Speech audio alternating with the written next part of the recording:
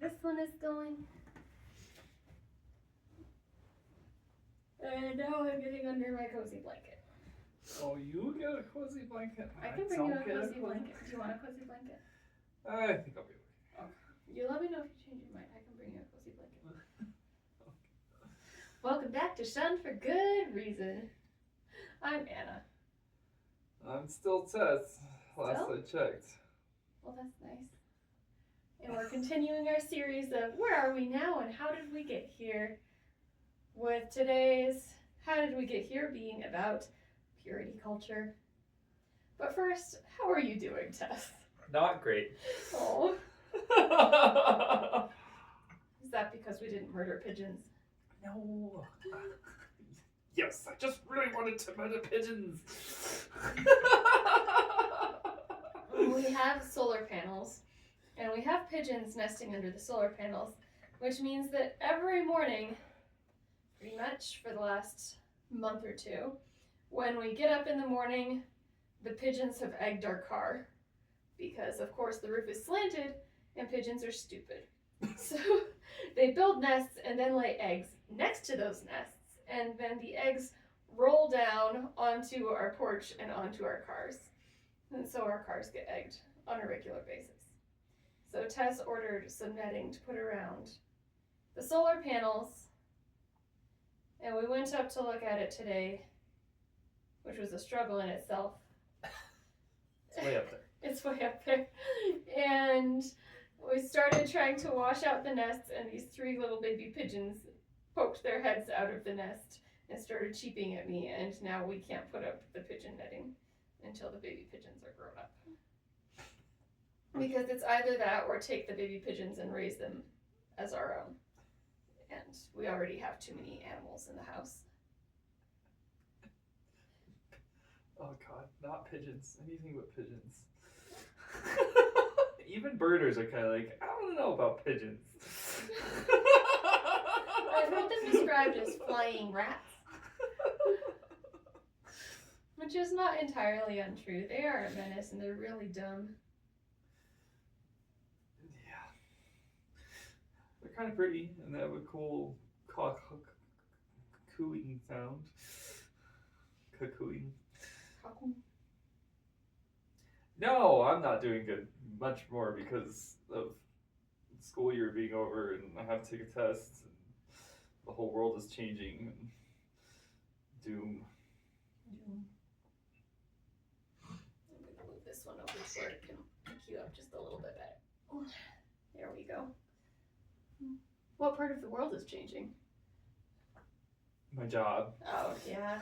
You're a high school Everything teacher about my now. job is changing. Yeah, and then we're moving to a new building. And people are leaving. People are leaving. You're going to have to hire new people. Yeah, that's a lot. Yep. We're losing like 14 people at my work. Either because of role transition or because they're going to something else entirely, moving across the country. Let's just move across the country. I don't want to move across the country. Who will raise the pigeons? Anybody but us. Oh, man. Oh, pigeons. Oh, pigeons.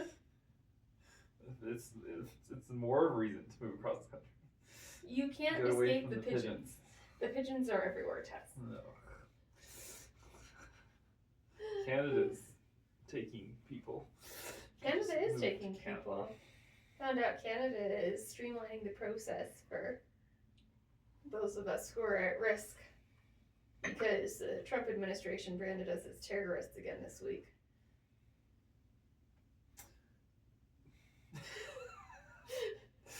I feel like it wasn't really news. It wasn't. They just keep putting things in writing and they're progressively more awful. Yeah, bad. But you still have to take a stupid test. And I still have to do internships, and we still have to figure out what to do with the pigeons. And just do all the normal life things. Yeah. It's always just so bizarre, like, reading all of this and getting the news reports about, oh yeah, and now your entire way of life is in jeopardy, and you might be arrested tomorrow if somebody decides it. And, by the way, what's for dinner? Yeah. Then you just have to go back and try to parent and actually cook food and get a decent night's sleep and not let the world fall apart around you. It's harder than it sounds. Yeah, it's a bizarre place to live in, honestly. Yep. No, it feels like gaslighting myself. I don't know what else to do, so Yeah. I keep gaslighting myself.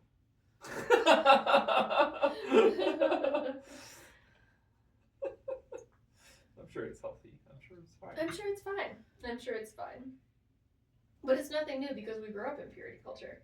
Yeah. So at least we're used to it, right? Yeah. It's fine. It's all fine. So tell us, Tess, about purity culture, evangelicalism, and the evangelical response to the sexual revolution. Don't do it.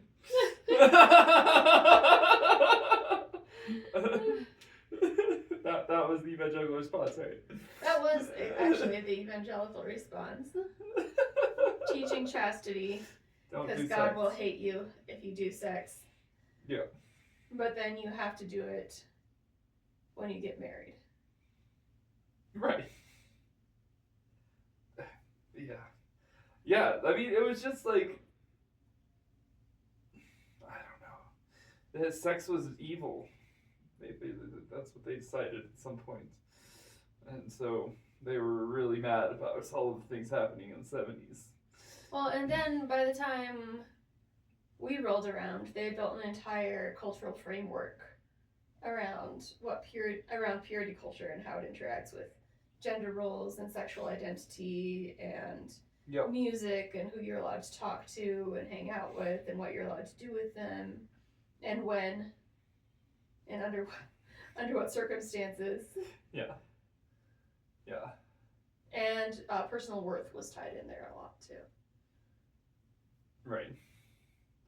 Yeah, well, and I mean, it didn't come from nowhere, right?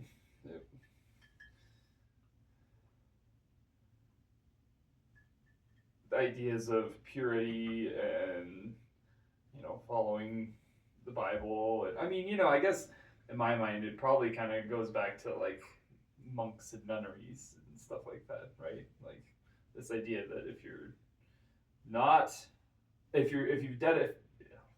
dedicating your life to God, you're more holy. Sorry, I said that incorrectly.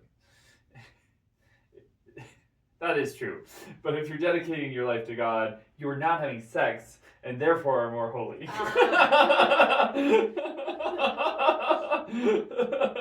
Well, and it was an easier teaching to get behind when previous to the free love and sexual revolution of the late 1960s when birth control was on the rise, it was a lot easier for people to see this purity ideal as a good thing because it kept from an unnecessary population boom of bastard children that we then would have had to deal with.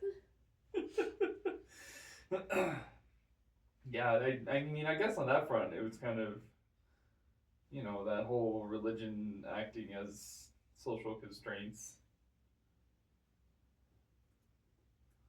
I don't know. I'm pulling things out of my ass at the moment. But I can see it, is what I'm trying to say. Like, you can see how there was this thought process. Right. Well, and then when the sexual revolution came, because like in 1969, birth control pills became more widely available. It was also Woodstock. The free love movement was right in there. We were just finally getting more rights for women, and the feminist movement had gained quite a bit of traction at that point. And then Roe v. Wade happened in 1973. So all of those things kind of came at once and made evangelical Christians specifically feel like their way of life and the morality of an entire nation was at stake. Yeah. Well, I guess morality, I think, is the word. Because, like, it goes back even to, like, their, which side the evangelicals were when it came to temperance and which side they were on, and, like, their, they have, the morality of not drinking and the morality of being against prostitution and, right, like, there's these very, the specific moral side of the coin that Protestant Christianity fell on and the battles that they were fighting, and then they kept, and then like you said, you get to the sexual revolution and second wave feminism and all that stuff in the 60s, 70s.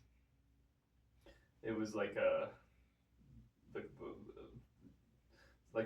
from the evangelical point of view, it was like jumping off a cliff. Society jumped off a cliff, right? And they're like, yeah. No, that's all evil and bad and terrible, and we're going to stop it. Well, and keep in mind, too, that these are the people who are being raised by those who fought in World War II. So it was very much a time that evangelical Christianity saw as a great opportunity for men to be men and go off to war, and women to be women and be at home and take care of the gardens and the children and wait in abstinence and fealty until their brave men came back from war. And never mind that ignores the entire production chain in America at that point was primarily female-centric. Yeah. So they ignored that as well, and that backlash when the men came back from war meant that the 50s and 60s were entirely traditional value-based in the minds of evangelical Christians in America. Yeah. Yeah, I mean, and again, it's like this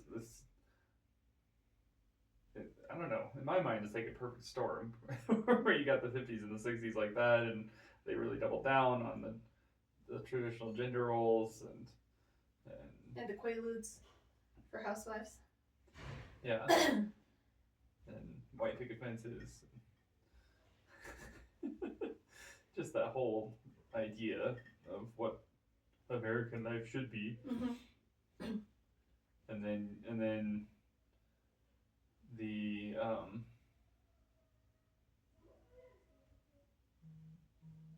all of the bubbling counter culture movements that came to the surface in the 70s really pushed back on all of that. Yep. Well, and Focus on the Family was part of that backlash too. They were founded in 1977. 77? Really? Yeah. I know, it They were seems founded, crazy, like, right? in the mid-80s. No, 1977 is when it first started. And it actually started in Arcadia, California. And then in the 80s is when it moved to Colorado Springs, which is the time when you're thinking of. But it started, once it actually had the daily radio program from James Dobson, the Dare to Discipline radio program, that was in the early 80s. Yeah. And that's when it actually started growing into a super prominent touchstone. But that's like touchstone. The backlash to the backlash, right? Yeah. Like, it's just exactly. Crazy, which is, I guess, why we call it culture wars. Yeah, exactly. Oh, it looks like relocation was actually in 1991. Yes, 77 seems crazy early. No, the relocation to Colorado Springs was in 91. Well, and that's what But yeah, saying, James Dobson started in 77. Oh, okay. Crazy, right? Guess he had to write all those books sometime. He did. I'm sure I learned all this in the museum at some point. So, what is purity culture? Doesn't it sound nice? It It's does. just pure and happy, halos and stuff.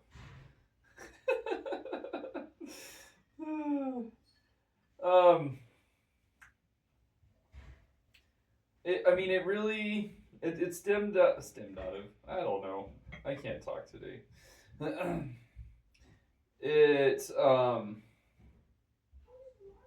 Where is that? it really came down to those some very specific things, like a man and a woman marry. Sexual activity belongs only within that marriage, and gender roles are distinct and complementary. Like those were like the pillars of it, right? It looked there's a lot of other things that come out of that, right? But those were the kind of the very central ideas that I mean I would argue are central to evangelical theology in many ways. And so so you have that kind of those pillars, and then out of that you get all sorts of wacky things like virginity pledges and purity rings and purity balls um, and so when you say sex is confined to marriage, and then you're not getting married until your 20s. I'll go with 20s. You're being generous, but yeah. I mean, in the 90s, when I was a kid, that was kind of seemed to be the expectation. You'd get married in your 20s. At least, in the church. Early 20s. Yeah. And so you have to make it to that point without having sex, right? Or lustful thoughts. Oh, yeah. Or masturbation. Yeah. Just nothing sexy at all. Sex bad. So yeah, so you get this huge push for people swearing to stay pure, essentially. And so, I mean, this was when I was 13. I had this is crazy. It's so culturally insensitive, but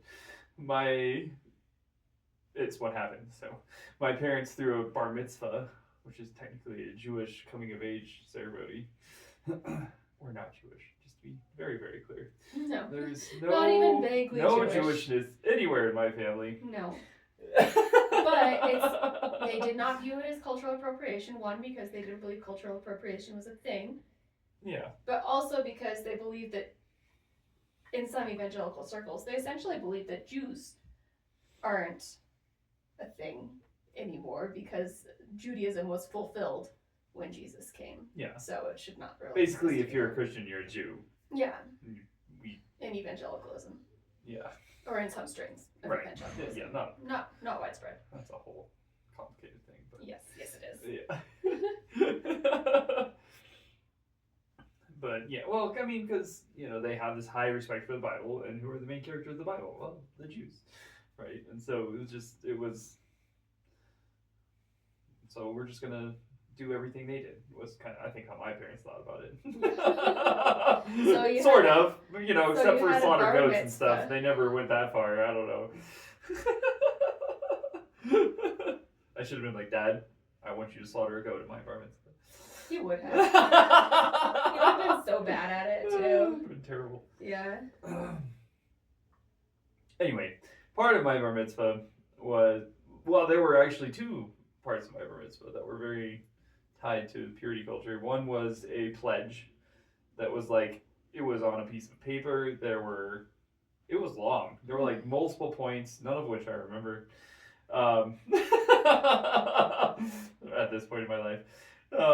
But it was about serving God and remaining pure and faithful and staying pure for my future wife, and because it was assumed I would have a future wife, obviously. Mm-hmm. And yeah, it was long. It was a whole thing, and it was read at the ceremony, and then I signed it, and I don't remember if anybody else signed it. My dad might have signed it. I don't remember. Anyway, it was a whole thing, and it was framed and on my wall in my bedroom after the ceremony. It was this whole big thing. And then also my parents got this gold ring on a chain, with a gold chain. They must have spent a fair amount of money on this, because it was pretty nice. And I mean, spoilers, but I lost it and it got stolen. not too many years after I got it. But anyway. You were never pure again. That's right. I feel like that's a harbinger for things to come. But it like had my name. I want to say inscribed on it. It was kind of fancy. It wasn't really inscribed. It was like part of the ring. I don't know. Anyway, but it was supposed to symbolize my being pure, and I was supposed to give it to my future wife as a symbol of having cut myself pure for her, whenever I got around to getting married. Again, I lost Nicastle, and so that was never going to happen. But and I still hold it against you to this day. Yeah.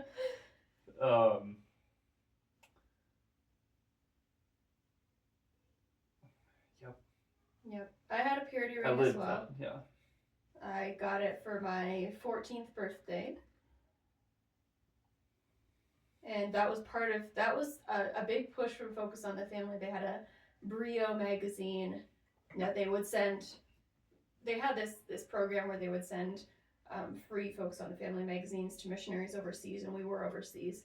So I got their Teenage Girl magazine, and they had to have different magazines for teenage girls and teenage boys. Of course, so Brio and Breakaway were the two different ones there. They start you early, so like you get Clubhouse Junior when you're in preschool, and then Clubhouse, and then it just, they have them for everyone.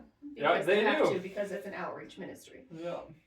But one of their huge things was they wanted to sell you these rings, these True Love Waits rings, where they made sure that you would not give yourself away and look at boys and think about boys, because that will be ruining yourself for your future spouse. So you had to wear essentially a wedding band or an engagement ring starting as young as possible, so that you would remember always to explain to everybody that you knew that you were pure and saving yourself for marriage and you were a virgin, and that was great. And they would have like pledges for reclaiming virginity for some people that had been raped or actually had a sexual experience before they became Christian, because obviously if you were Christian you would never do this sort of thing. But I got that purity ring from my parents when I turned 14, and it was gold with a little diamond in it. It looked like an engagement band, and I was supposed to wear it on my ring finger, and I did, right up until we got engaged, and then I gave it to you as part of our wedding. Yeah. So we were big on it. Yeah. Very big on the purity culture thing. Yeah. So True Love Waits was a big one. Saving yourself for marriage was a big one. Guarding your heart was another. Guarding your heart. God, Yeah. I haven't heard that. Gotta guard your heart. And Jeez. then every kiss begins a path. And if you cannot walk down that path, you should not even start with a kiss. I've never heard that one. Oh, yeah. Nah. You know, it occurred to me, I think my parents gave me the chain one because they didn't want me to like get too into jewelry, because I think they were worried about me being gay. Mm-hmm. Anyway. Yeah. But yeah, but that was like, cause like the pledges and the rings, like that was all supposed to be younger, 13, coming of age. When you hit puberty. Yeah, that time, and so that it's kind of like this, they that's the mindset they want you to start with, and then all those things you're talking about, like make sure you guard your heart and don't kiss anybody. don't even look at them.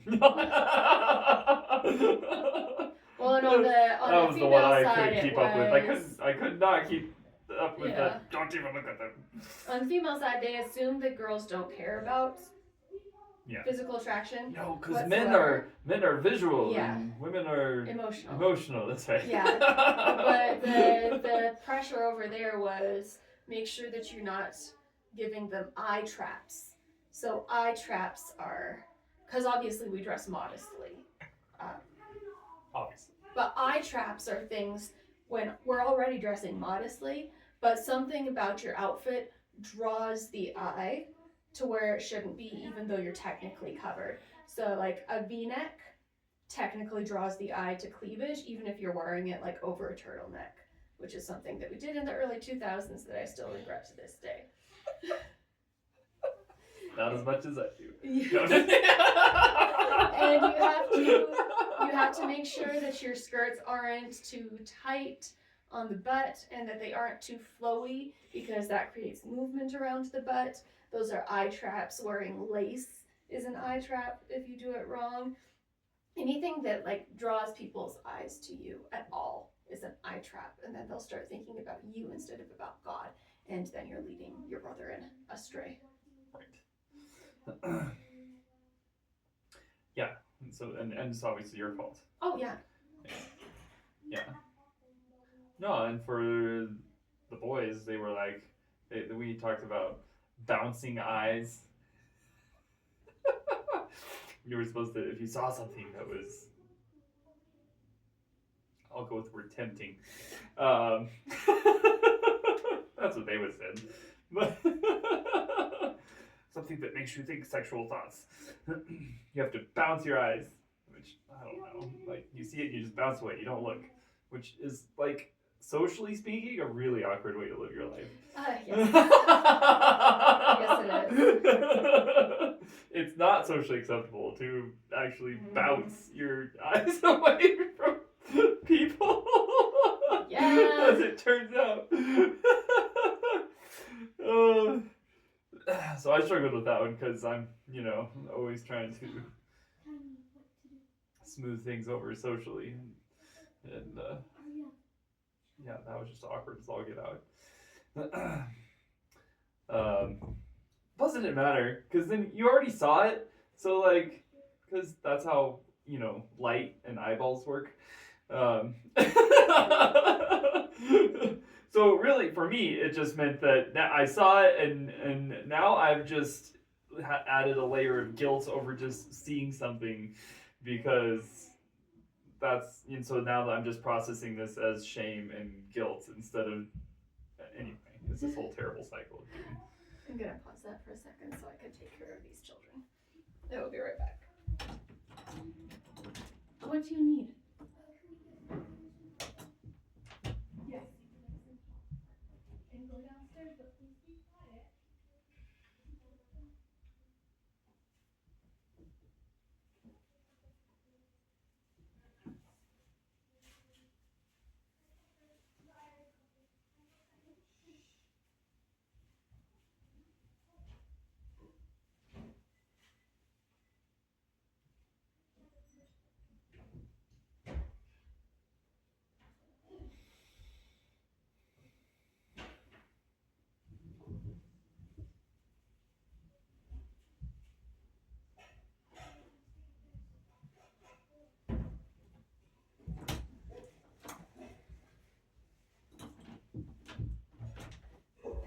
We're all set now.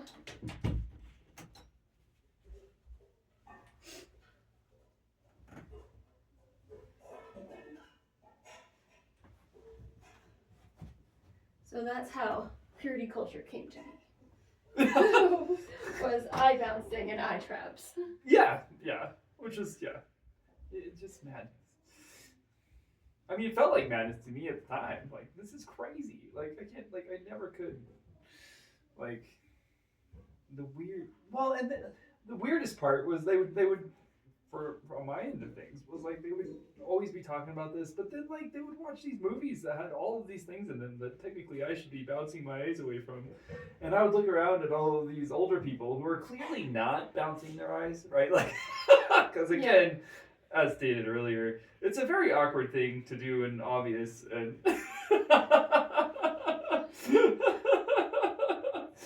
and so I would pay attention, like. Nobody else is doing this. Like, they keep talking about it like it's a thing. But anyway, so it was all nuts. And so we grew up, we hit 13 in 2002? Yeah. And that was at the height of purity culture. Yeah. Because they had been, this backlash had started back in the 70s and continued on through the 90s. But late 90s to early 2000s is when it really took on a life of its own and became like the cool push for evangelicals to do. Right. And a big part of that was the 1997 publication of Joshua Harris's I Kissed Dating Goodbye. He kissed something. You know, he really should have saw us coming. Should have seen this coming. You That's gotta what walk you down get the for path. kissing.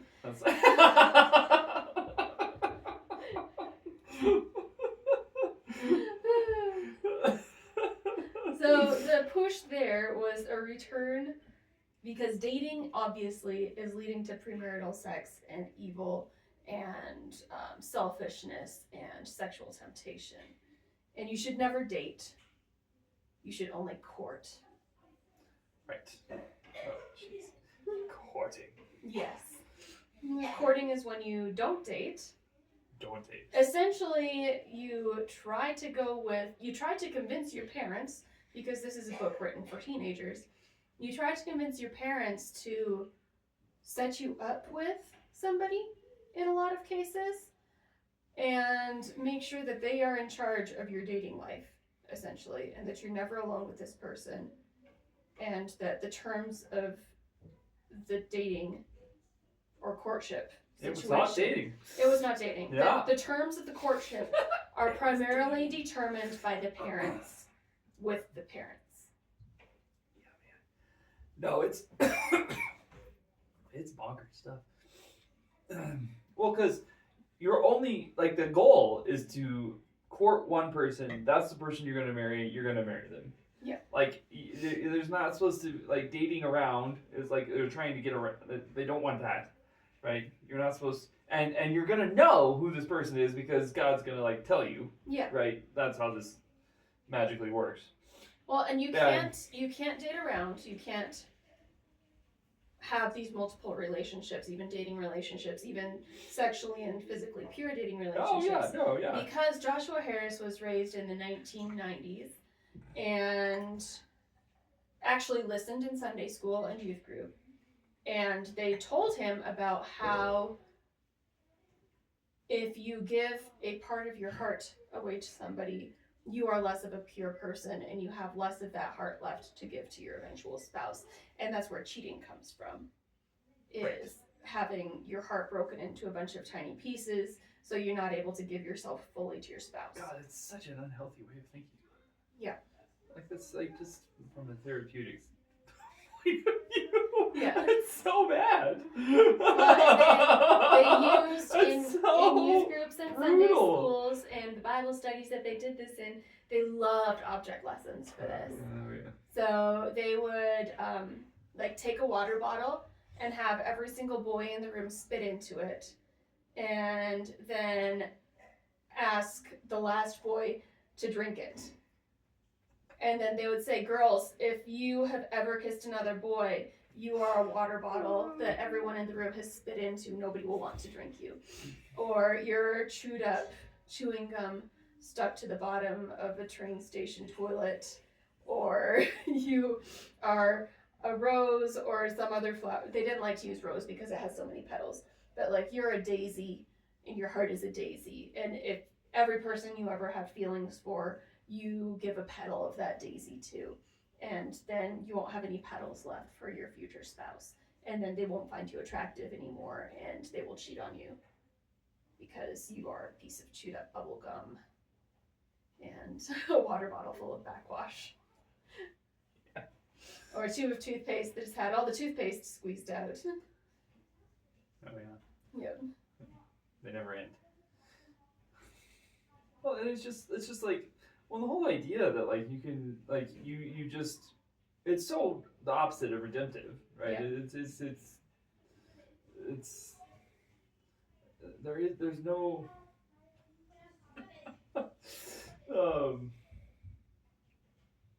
because you're not allowed to have a broken heart. You're not allowed to fail. You're not allowed to. You're not allowed right? to have emotional You're not allowed to, attachments. yeah, you're not allowed to be curious or explore or And you're not allowed to find It's somebody attractive, yeah. or you have committed adultery with them in your heart. Right.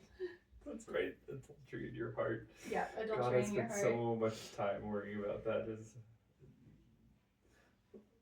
Yeah. Yeah, they severely underestimated how many adulteries I had in my heart.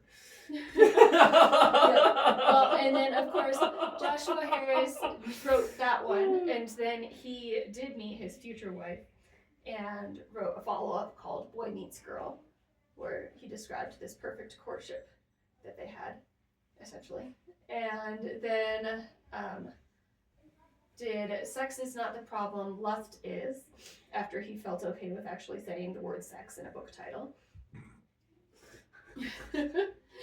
And that was it. Those books were essentially gospel to the evangelical movement.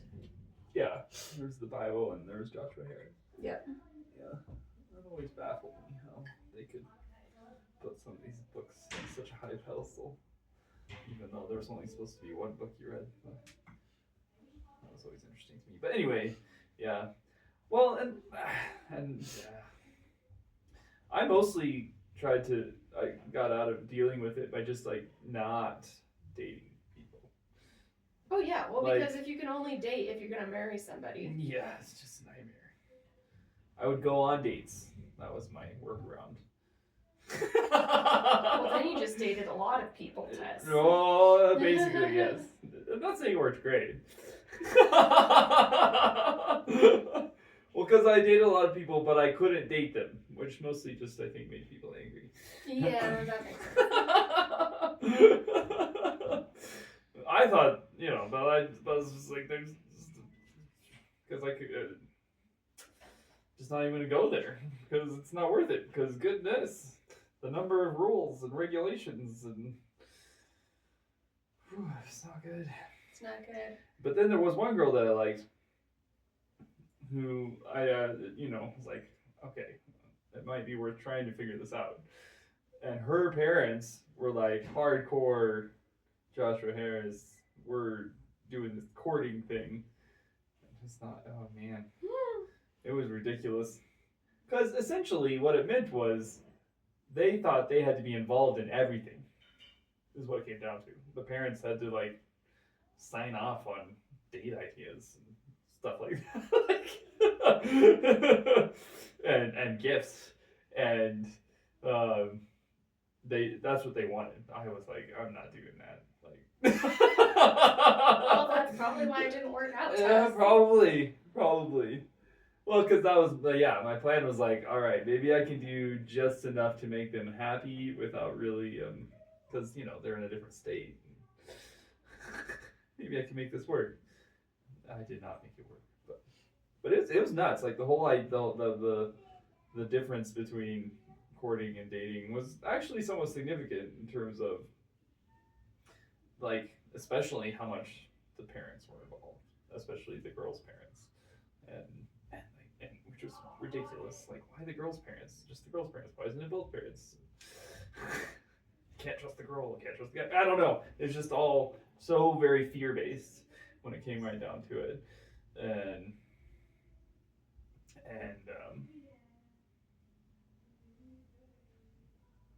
Well, there were books about that too, like children's books. So the children's books, there were a few of them, but generally it went with every little girl is a princess, and a dragon wants to steal her, and her father, the king, must keep her safe, like a pearl. Like, there's so many sexual innuendos you can get from these books. It's crazy. But essentially, your first dating relationship or courtship is with your father, and he is keeping you safe until a knight that he has chosen comes to live in the castle with you. There's a lot of sexual innuendos there, but the purity ball was a big part of that. Yeah. Not everybody had a purity ball. It was like the evangelical version of a cotillion, and the girls would all dress up essentially in wedding dresses. Which I thought was just a really big number. A cotillion is not a really big deal. Oh. Bummer. But- Boy, am I confused with people. Yeah, so you walk down the aisle to your father in a lot of these, and he gives you your purity ring, and then you like have daddy-daughter dances, and you promise him that you're going to be sexually pure until marriage, and then he's in charge of making sure that you are. Because virginity is a secret and a gift to be guarded. Yeah. And you are worthless without it. Yeah, well, and that's kind of like that was the impression I think I got from the whole trying to court thing. It was just like, this idea is far more valuable than either of you. Like that's how it felt to try and do it. It's like you have to fight for this idea, which in my mind, as a 19-year-old, was just like, having been raised with all this stuff, it was just like, this is just what we're gonna do anyways. Like, what do they think is gonna happen? Which, I mean, now I kind of know a little bit more about what they think what they thought was going to happen. Teen pregnancy is what they thought was going to happen. Yeah. Never mind that at this point you were 20 something. Oh, yeah. Well, 18, 19, 20, somewhere in there. Yeah. Yeah. And I had never kissed anybody still at that point. Like, and so it was just like, what, like there was no trust, and there was all fear, and it was just this idea of virginity being lost. Well, and that didn't just include like virginity. That also included sexual thoughts were damaging. Right. Who are you going to have your first hand-holding experience Yeah. with? Yeah, Who are you first going to snuggle with on a couch? Yeah. Like, and if you give any of that away to the person who's not your eventual spouse, then you have been damaged. Right. And You have to stolen. guard every single thing for you've that one stolen from them. person. Right. And yourself. You have defrauded. Yeah. That was the word. Defraud. Yeah. Yeah. And so it's just this crazy, like, it was so impossible. Well, that's what I also found. It's like, it's impossible to, like, you can't. Well, I guess probably because I wasn't bold enough to claim that God had told me that this was the person. Right? That's the only way I can imagine, like, you would have to actually think that God told you something to be confident enough to pretend like you could walk down that path. Yeah. I don't know. I that's the only thing I can think of. Or just dumb enough to not understand everything that was happening. But Yeah. Well, and there were no loopholes allowed. That includes sexual victimization.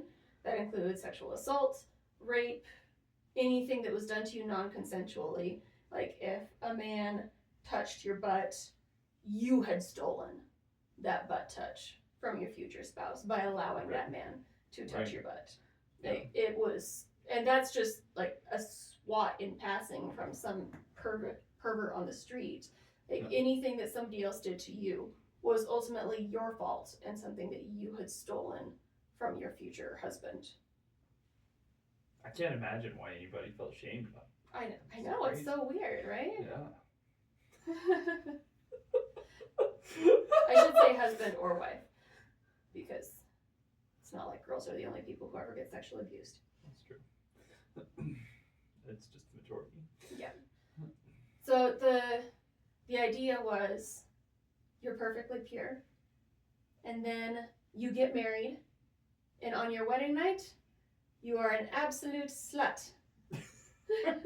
Right. Never mind these however many years we've trained you to be anxious and bounce your eyes and avoid all temptation and not even think sexual thoughts and be as far away from temptation as you possibly can because sex is the devil. Now all of that goes away and you have eyes only for this person and you know all of the sex. Right. You obviously figured it out really fast. You figured it out and your body obviously has never somaticized any of this anxiety and you'll just have the best and most fulfilling sex life that has ever existed. Right. That was the promise. That's what they said. They literally would say that. Yes. In those words, essentially. I mean, without the sarcastic part. Without the sarcastic part. With the words. But yeah.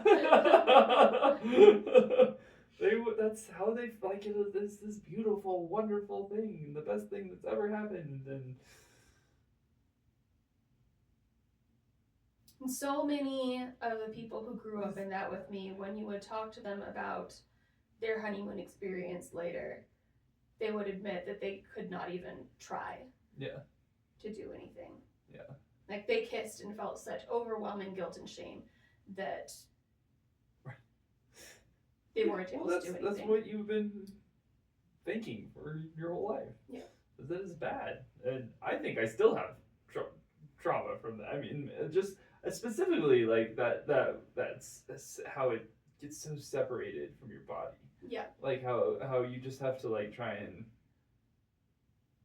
ignore your body and because it lies to you. Yeah. And it thinks lustful things and you need to keep it under control. Yeah. The Paul, I beat my body into submission. Yeah. Sort of. Yeah, exactly. And you essentially end up shaming your body and because your body's doing the opposite of what you want it to do, right? Because you're wanting to be pure and holy and following all these very specific rules that are what God wants and what your family wants and what's expected, and then you want to too, because, or I did, because I want to follow God and I want to be pure and holy and righteous and all of these things that I really wanted to do. Like, it was not, I wasn't faking that, right? Like, I genuinely wanted to be all of those things, and then my body is doing the opposite of that. It's my body saying, no, I want to look at the pretty girl. That's what my body said, right? So what this culture and these things did to you, if you did take them seriously, was a learned religious OCD. Yeah. So you train your body that whenever it does this, you do this. Whenever it has this thought, it gets hurt by snapping a rubber band on your wrist, for example. Bands. Yeah, the rubber bands. Or you bounce your eyes. Yeah. And you can train yourself to do these things automatically, but then training yourself out of them is another thing entirely. Right. Yeah. So obviously, OCD is not something you want to have. It is a disorder, which is why we call it a disorder. And not a fun one either. The other big problem that came about was the girls in this situation, those who were brought up female, were taught, you don't even have to worry about that, because once you get married, and this is a very complementarian thing to say, your husband will take care of that. And the understood thing there was, he knows how to have sex, and he will do what he wants to you, and eventually you'll enjoy it. Yeah. So marital rape was the expected and anticipated outcome of this, and God's will for your life. So it doesn't matter what your body feels, because he'll get what he needs, and he's the man, so he needs it, and you just be there, and eventually, if you're really lucky, you might enjoy it a little. Great plan. Great plan. Yeah.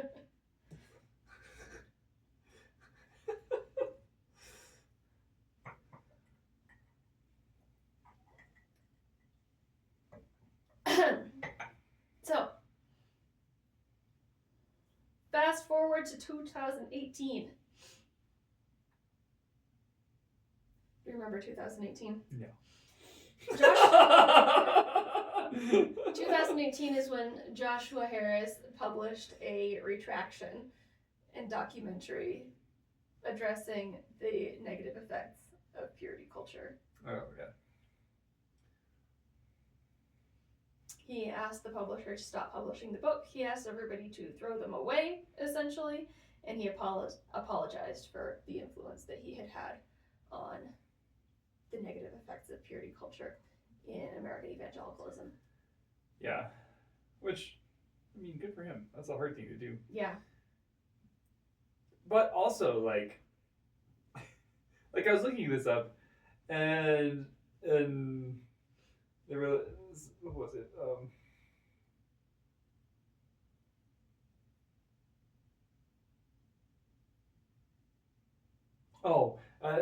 That like this purity culture thing is different from is kind of a separate thing from traditional religious teachings about abstinence and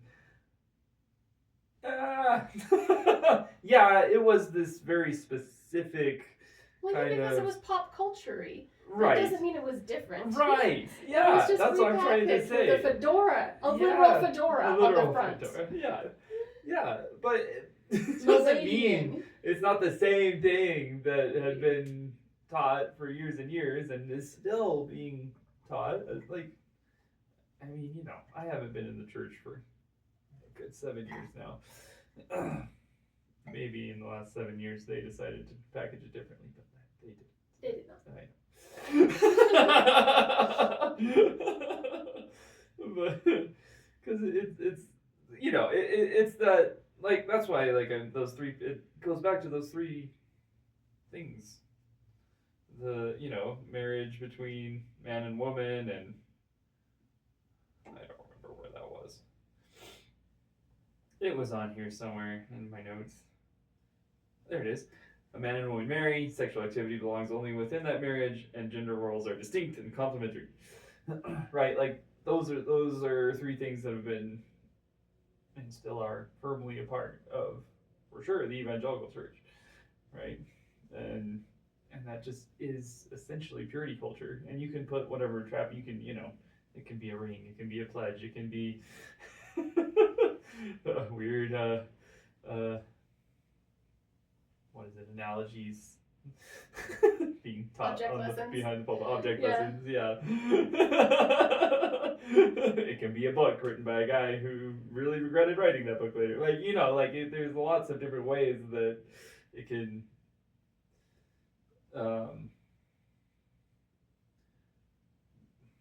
dress itself up, but those central tenets are really the underlying force there. Right. Can we just talk for a second about how unfair this expectation is? So, in a couple of ways. First off, it helped lead to the popularity of Mormon romance, like Twilight and 50 Shades of Grey, where there's an all-knowing man who takes you under his wing and explains what romance is to you, and you just go along with it, however weird and fucked up it might be. And then also, those expectations are being placed on 13 to 17-year-olds specifically. So 13 to 17-year-old girls are supposed to wait for a 13 to 17-year-old boy, a teenage boy, to take the initiative to not only know everything about romance, but to also read the same books as them, notice them, and become enamored with them and listen to God talking to them, while simultaneously they're not speaking to each other, because you're not allowed to do that, because then you might have feelings for somebody and give away part of your heart and one of your flower petals.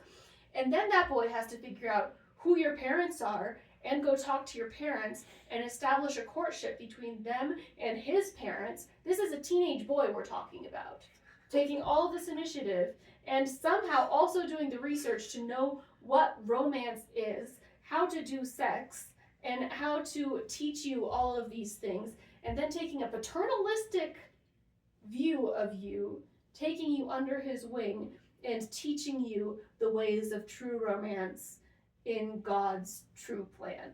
Yeah.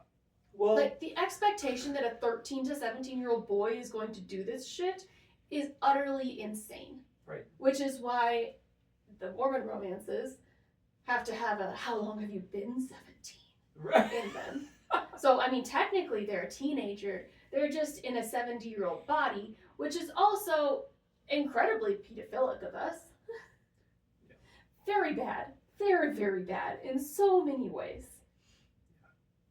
But it also exalts this idea that you are just going to listen to a man who comes up to you and says that he is God's mouthpiece speaking for God, and you are to love him now.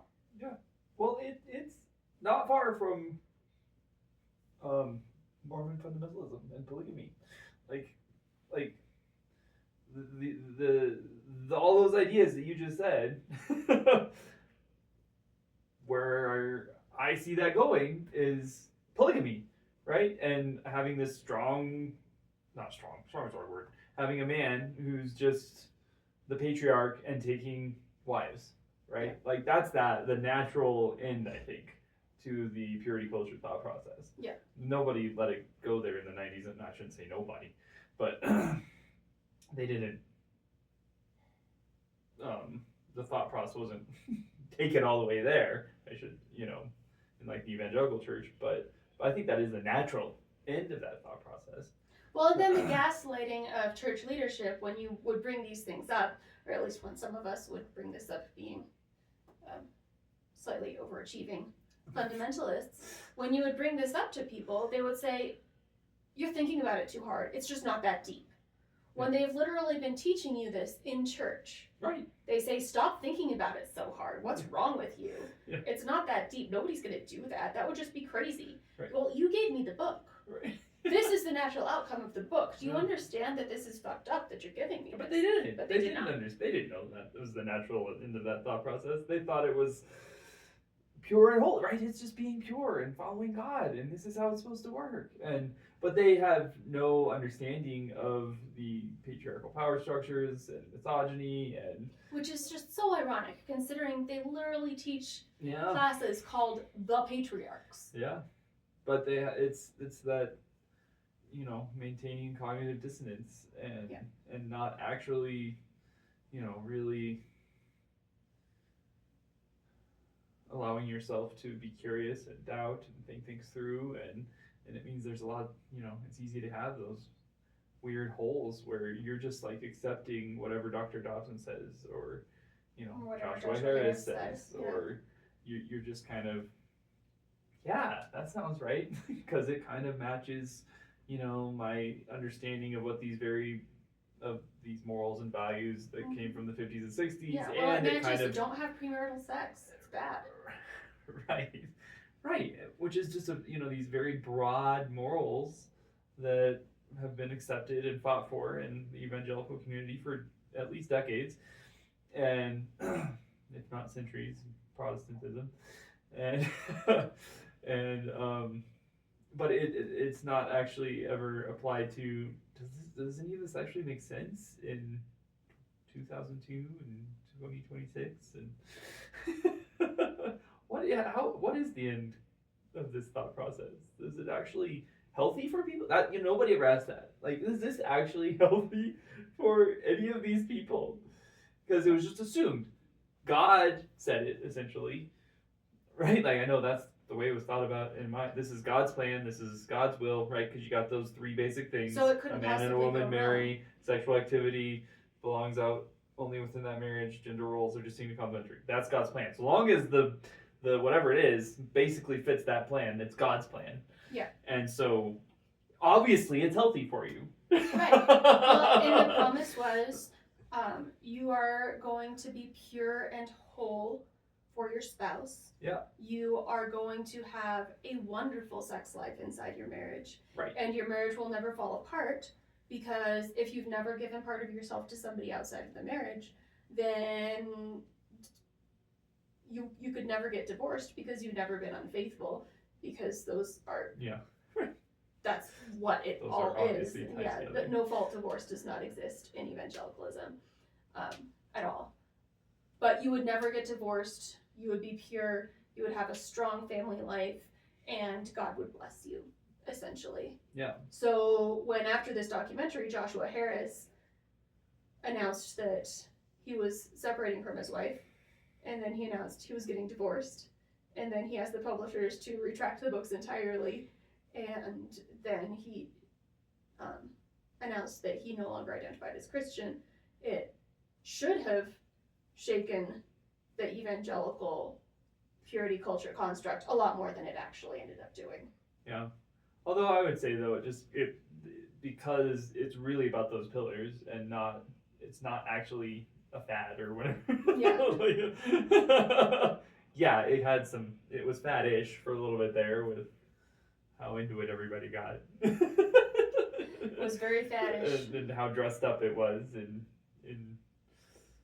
the trappings of the time, but and that's why it didn't shake it, because those things are such a part of evangelical thought process that they're like, well, you know, he just did it wrong, or or he was lying, or I don't know. I honestly don't know what their arguments are. No, their arguments are, it's a sinful person. It's Yeah. not a flawed teaching. Right. Yeah. Yeah, they just double down like they Yeah. always do. Every time. Every time. Every time. That's all they have to do, because they have, you know, their own idea of how things are and what God's plan is, and we're doubling down on God's plan.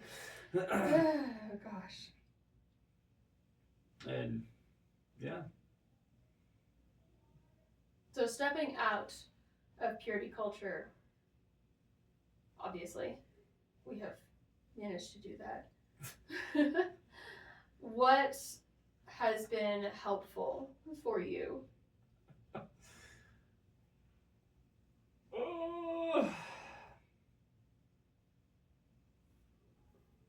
Not feeling guilty? I mean, it's not insignificant. Yeah. I say it kind of jokingly, but it's not really a joke. Like, that's a huge part of just like, oh. And I'd say probably the biggest thing that's helped me is like,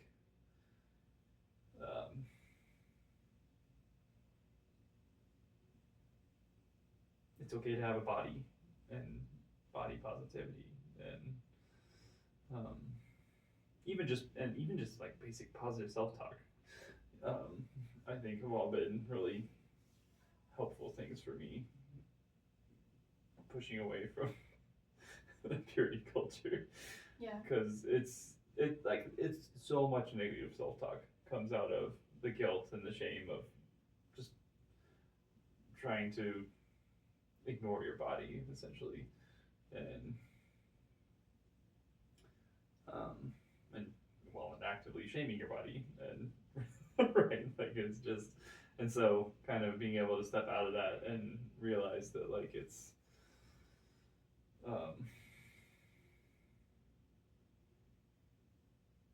that your body can be a good thing and a safe space, and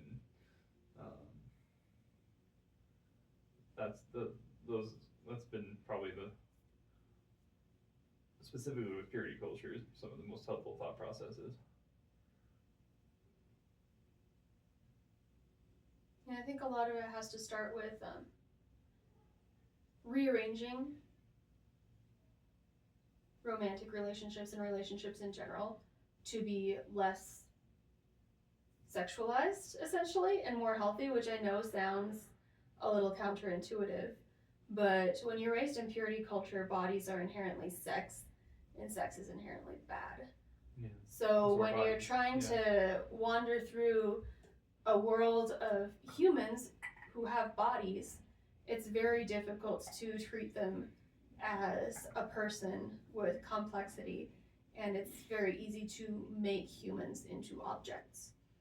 Yeah. And starting to actually see the whole of a person instead of just how they present a danger to you is a huge thing there. And then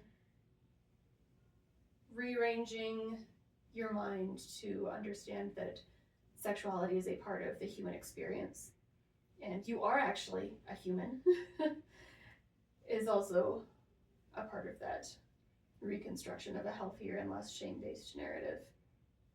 Yeah. No, and that's why I think, you know, the whole thought process of treating humans like humans, like, it's amazing how counter to what we were taught that very simple statement is, right? Just like, that's not how we were raised to treat people or think about people or deal with romance or right, like it was just, everything always had these crazy layers of either judgment or guilt or shame or all of them, either in relation to yourself or the people you're interacting with, and at no point, or very few points, were you just allowed to be like, oh, we're just all humans. Yeah. That wasn't what anything was based off of, so. Yeah, no one was a human. They were either an object of lust or an object of danger. Yeah, Or both. essentially. Yeah, or both. Yeah. Yeah.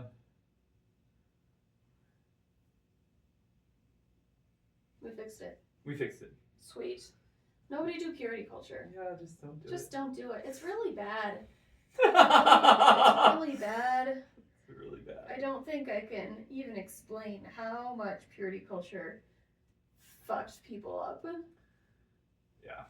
No, it's a rough one for sure.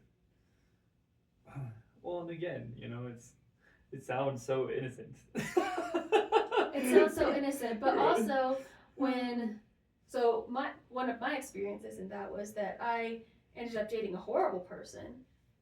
For about 2 years, I did a year and a half. It was a long time.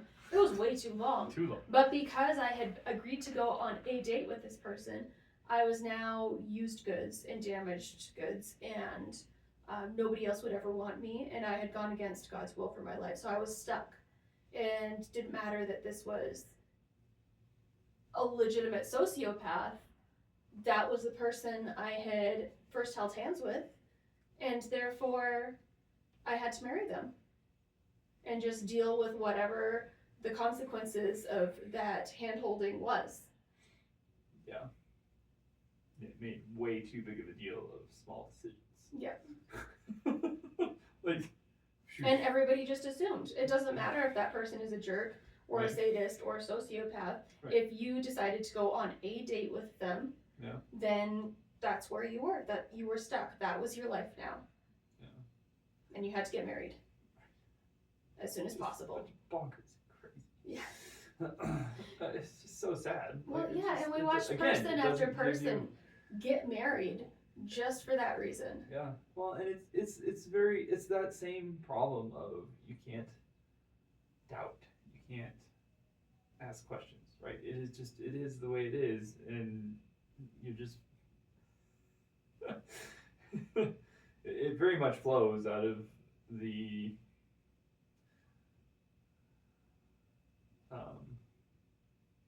theology of evangelicalism, right? You don't doubt, you don't ask questions, you just go along with it, and you get stuck because it's created to make you be stuck. That was the whole thing. It was so sad. So sad.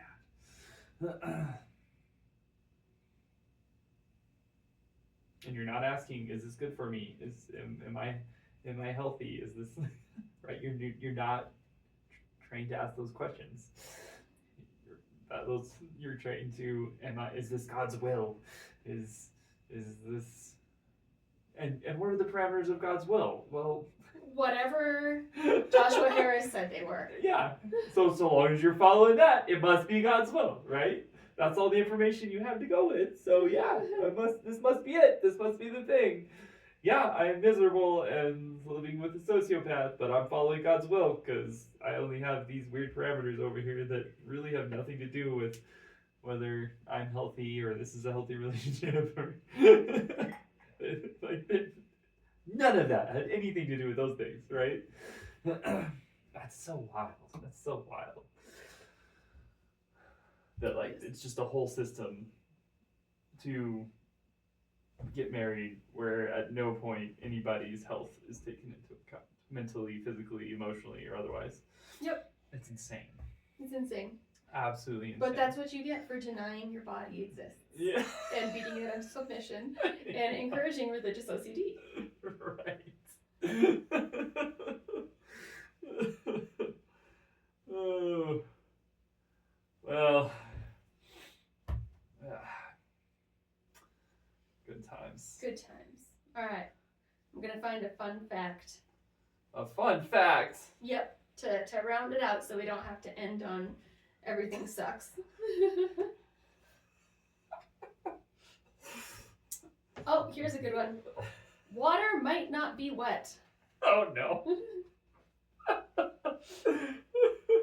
Most scientists define wetness as a liquid's ability to maintain contact with a solid surface, meaning water itself is not wet, but it can make other objects wet. Oh no.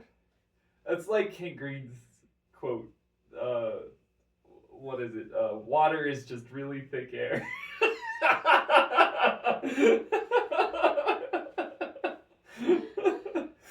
Anyway, there you go. Water's not wet. Water's not wet. Good luck with that. This has been Shunned for Good Reason. Come back next time when we talk about more depressing evangelicalism and whether or not water is wet. Oh no. I don't know if we're allowed to say wet on a purity podcast. Yeah, you were gonna say I am manna, and I was gonna say I'm wet. I'm like, maybe not. You're such a troublemaker.